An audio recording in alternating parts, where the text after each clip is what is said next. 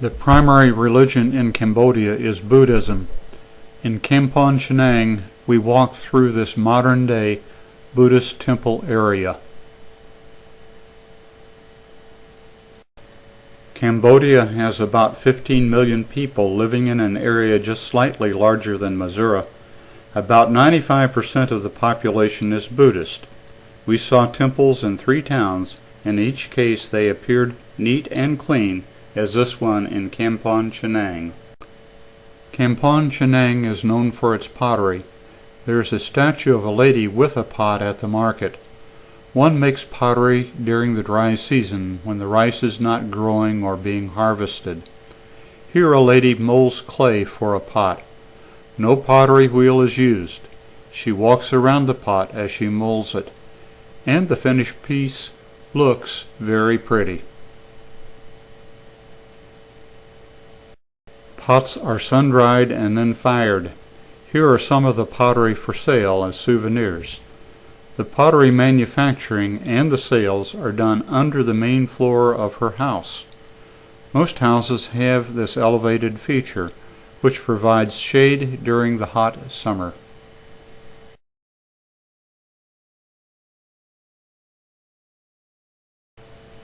Cooking ovens are also made here. These clay ovens have a metal sheath to make them last longer. There are 2 sizes, a smaller one in the foreground and a larger one in the back.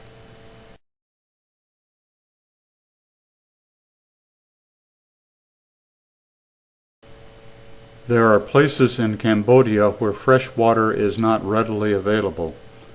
Here, near the potter, there was no well close by.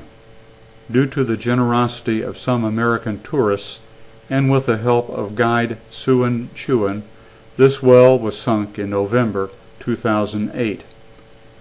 Our Elderhostel group asked Suan to get another well built at another needy place, and that was accomplished in April of 2009.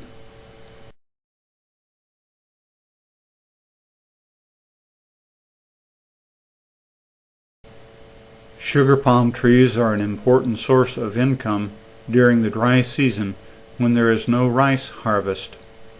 These trees grow to about 90 feet tall. A bamboo ladder is attached to the trunk of the tree to enable a worker to climb to the top. The worker carries a knife and containers used to collect the juice. When the worker reaches the top of the tree, he finds fruit and long shoots.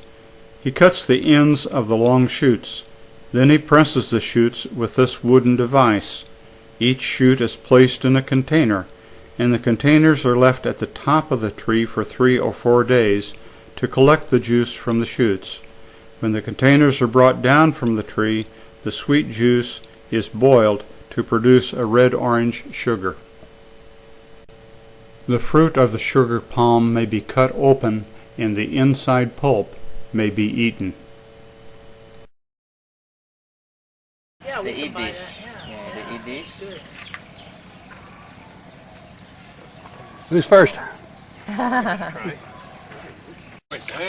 Is it yes, bland? It is very bland. It's bland. Very bland. But we traveled to the ancient Buddhist temple of Kampong Tralak Liu by ox cart.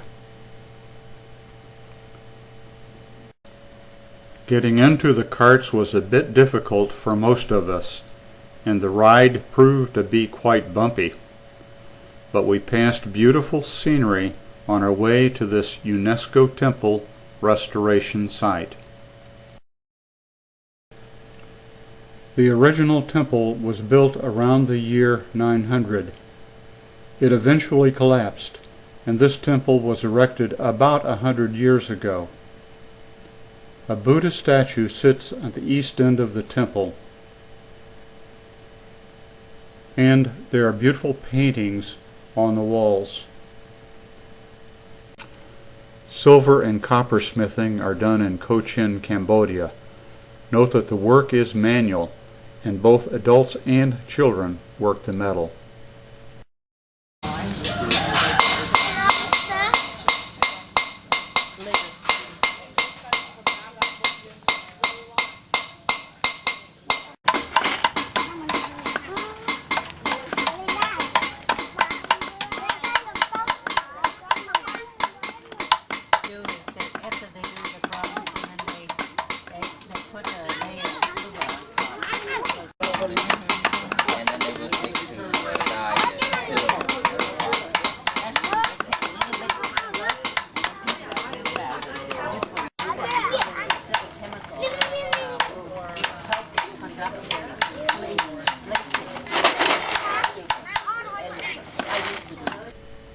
Here, two adults polish a silver bowl using a cord wrapped around a spindle.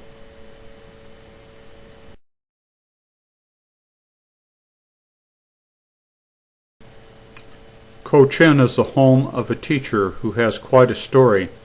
He taught French before the Khmer Rouge took over the country. Since he is educated, they would have killed him. He escaped by going to another part of Cambodia and living as a carpenter. He is back with his wife and son who attends college. He again teaches French here.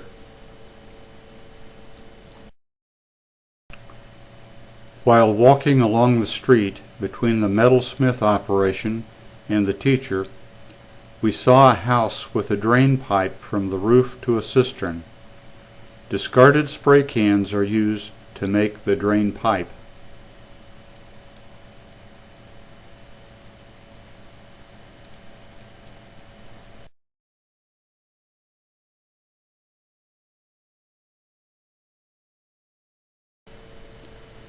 Myth Samlan Restaurant in Phnom Penh provides employment and education for disadvantaged children and street youth in Cambodia. This restaurant serves a delicious meal and has unique paintings on the walls.